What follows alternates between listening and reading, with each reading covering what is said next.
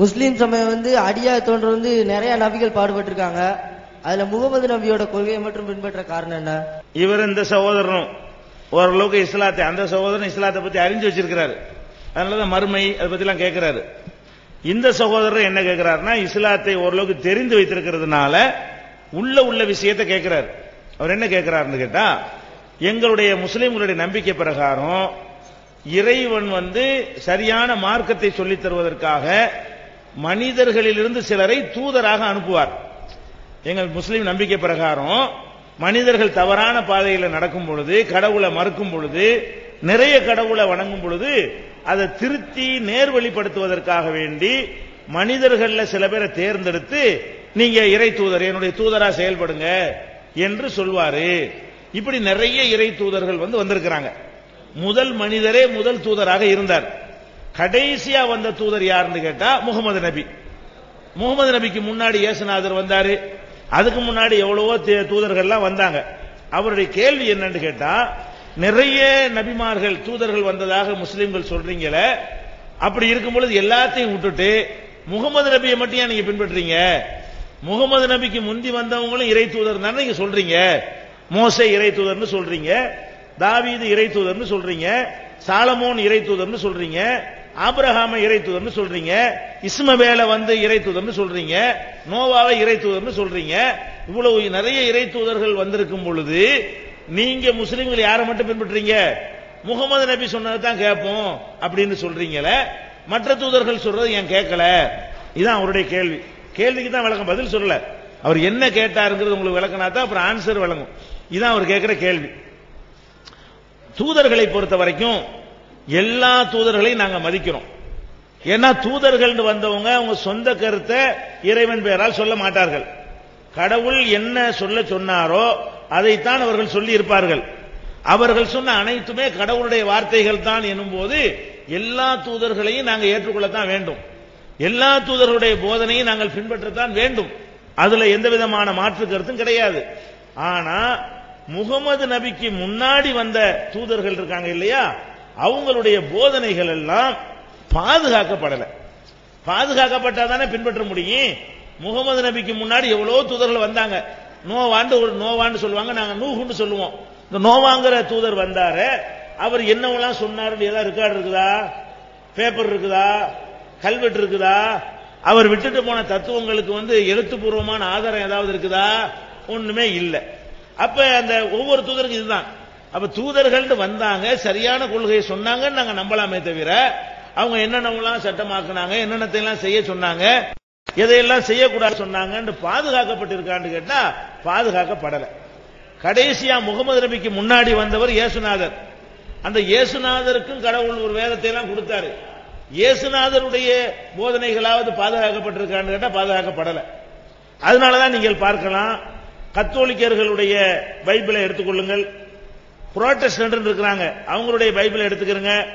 இவங்க பைபிளுக்கும் அவங்க பைபிளுக்கும் பல ஆயிரக்கணக்கான வசனங்கள் வித்தியாசம் இருக்கும். இவங்க பைபிள்ல இருக்கக்கூடிய பல வசனங்கள் அவங்க பைபிள்ல இருக்காது. அதெல்லாம் வேதம் இல்லைம்பாங்க. அவங்க பைபிள்ல இருக்கக்கூடிய பல வசனங்கள் இவங்க பைபிள்ல இருக்கவே இருக்காது. அப்ப என்னென்ன விஷயங்கள் எல்லாம் இப்படி எல்லாம் இருக்குது என்பதற்கு இதுதான் பைபிள்ங்கிற ஒரு நூல் ஒன்று எழுதியிருக்கிறோம். அதுல கூட அதுக்குரிய ஆதாரங்களை எல்லாம் நாங்கள் கொடுத்திருக்கிறோம். அந்த கேள்வி கேட்டது அந்த புத்தகம் ஒன்று கொடுத்துருங்க. அப்ப இந்த மாதிரி எல்லாம் இறை தூதர்களுடைய போதனைகள் வந்து பாதுகாக்கப்படவே இல்லை. ஆனா முகமது நபி கடைசியா வந்தாங்க. அவங்களுடைய வரலாறு எப்படி பாதுகாக்கப்படுது தெரியுமா? அவங்க எதை கடவுள் வார்த்தை வேதம் என்று எங்களுக்கு தந்தார்களோ அந்த வேதம் உலகத்தில் உள்ள எல்லாருக்கும் அதுதான் வேதம். இந்தியாவுக்கு ஒரு வேதம், சவுதி அரேபியாவுக்கு ஒரு வேதம், பாகிஸ்தான் முஸ்லீம்களுக்கு ஒரு வேதம்ங்கிறது கிடையாதுங்க. 2009 ஒரு வேதம், 2000 ஒரு வேதம், 1300 ஒரு வேதம் என்று எங்களுக்கு ஏதாவது இருந்துச்சுன்னா கிடையாதுங்க. எல்லாமே நபிகள் நாயகம் காலத்தில் எது வேதமாக இருந்ததோ அதுதான் இன்றைக்கும் வேதமாக இருக்கிறது. ஒரு வரி அதில் சேர்க்கப்பட கிடையாது, ஒரு வரி நீக்கப்பட கிடையாது. எந்த அளவுக்கு என்று சொன்னால், நபிகள் நாயகம் காலத்துக்கு மரணித்து ஒரு 20 ஆண்டுகள்ல திரும்பவும் அந்த குர்ஆனை வந்து பல பிரதிகளா எடுத்தாங்க. அந்த எடுக்கப்பட்ட பிரதிகள்ல 2 பிரதிகள் இன்றைக்கும் உலகத்தில் இருக்கிறது. நபிகள் நாயகம் காலத்தில் திரட்டப்பட்ட அந்த பிரதிகள் வந்து இன்றைக்கும் கூட உலகத்தில் 2 இடத்துல இருக்கிறது. எங்க இருக்கிறது? ஒன்னு வந்து ரஷ்யாவில் இருக்கிற தாஷ்கண்ட் என்ற நகரத்தில் இருக்கக்கூடிய அருங்காட்சியகத்தில் ஒரு குர்ஆன் வைத்திருக்கிறார்கள். இதே மாதிரியான இன்னொரு பிரதி துருக்கி நாட்டில் உள்ள இஸ்தம்பூல் கான்ஸ்டாண்டினோபிள் என்று சொல்லக்கூடிய இஸ்தம்பூல்ங்கிற நகரத்தில் ஒரு மியூசியம் அருங்காட்சியகம் இருக்கிறது. அந்த மியூசியத்தில் இன்னொரு பிரதி இருக்கிறது. அந்த பிரதியையும் இப்ப கடையநல்லூர்ல ஒரு முஸ்லிம் வீட்டில் இருக்கிற ஒரு பிரதியையும் எடுத்து வைத்து வாசித்தால் ரெண்டு ஒரே மாதிரியா இருக்கும். அது அந்த பிரதியை எடுத்துக்கொண்டு ஜெராக்ஸ் எடுத்துட்டு வந்து நீங்க கடையநல்லூர்ல உள்ள ஒரு முஸ்லீமுடைய குர்ஆனை வச்சு வாசி பாத்தீங்கன்னு சொன்னா அதுல எந்த ஒரு வரியும் சேர்க்கப்பட்டிருக்காது, எந்த ஒரு வரியும் நீக்கப்பட்டிருக்காது. அப்ப முகமது நபியுடைய போதனை மட்டும்தான் எப்படி அருளப்பட்டுச்சு அப்படியே எங்க கைவசம் பாதுகாத்து வச்சிருக்கிறோம். அதே மாதிரி வந்து அவ்வளவு வேண்டியதில்லை. இப்ப நீங்க உங்க கண்ணு முன்னாடி எத்தனையோ தலைவர்களை பார்த்திருப்பீங்க. அந்த தலைவர்களை எத்தனை பேர் நேசிப்பீங்க. உங்களுக்கு அரசியல் தலைவர்கள் இருந்திருப்பாங்க, சினிமா நடிகர்கள் இருந்திருப்பாங்க. அவங்கள ரொம்ப உயிருக்கு உயிரா நீங்க நினைச்சிருப்பீங்க, நேசிப்பவர்களா இருப்பீங்க. அப்படி நேசிக்கக்கூடியவர்களுடைய வாழ்க்கையுடைய அனைத்தையும் உங்களால் அறிந்து கொண்டிருக்க முடியுமா? முடியாது. இப்ப எம்ஜிஆர் ஒருத்தர் இருந்தார், அவர் நிறைய பேர் நேசிச்சாங்க.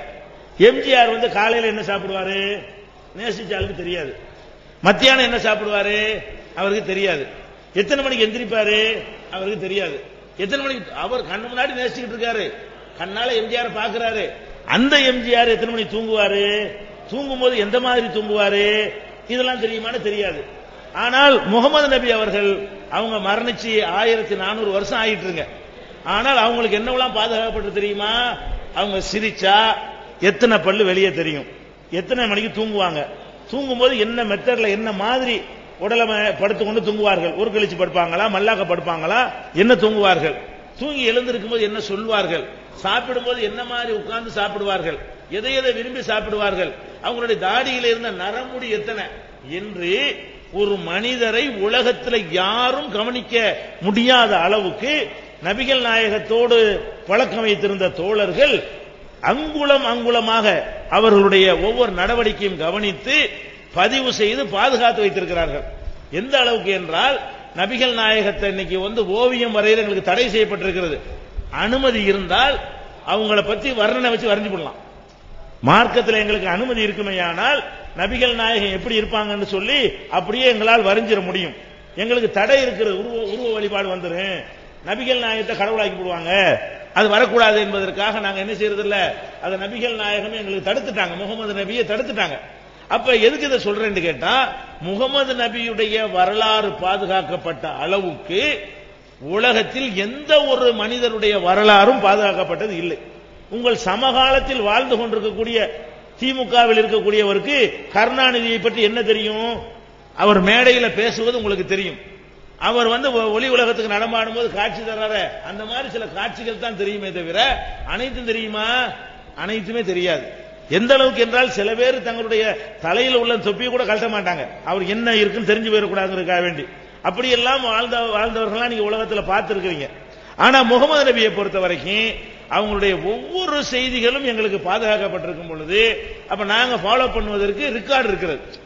இப்படித்தான் சாப்பிட்டாங்க, நம்மளும் அப்படி சாப்பிடுவோம், இப்படித்தான் தூங்குனாங்க, நம்மளும் அப்படி தூங்குவோம், மலஜலம் கழிக்கும் போது சில ஒழுங்குகளை கடைப்பிடிக்கணும், இப்படித்தான் முகமது நபி கடைப்பிடிச்சாங்க என்று மலஜலம் கழிக்கிற ஒழுங்கு கூட எங்களுக்கு ரெக்கார்டு இருக்குங்க. வேற எந்த தலைவருக்காவது காந்திக்கு இருக்குமா, இயேசுநாதருக்கு இருக்குமா, புத்தருக்கு இருக்குமா, அறிஞர் அண்ணாவுக்கு இருக்குமா? நீங்க வாழ்ந்து கொண்டிருக்கக்கூடிய இந்த காலத்தில் உள்ள எந்த தலைவருக்காவது இருக்குமானா இருக்காது. அவர் எப்படி பாத்ரூம் போறதுக்குள்ள ஒழுங்கு என்ன, அவர் எப்படி என்ன மாதிரியான மெத்தடை கையாளுவாரு, அதெல்லாம் இருக்காதுங்க.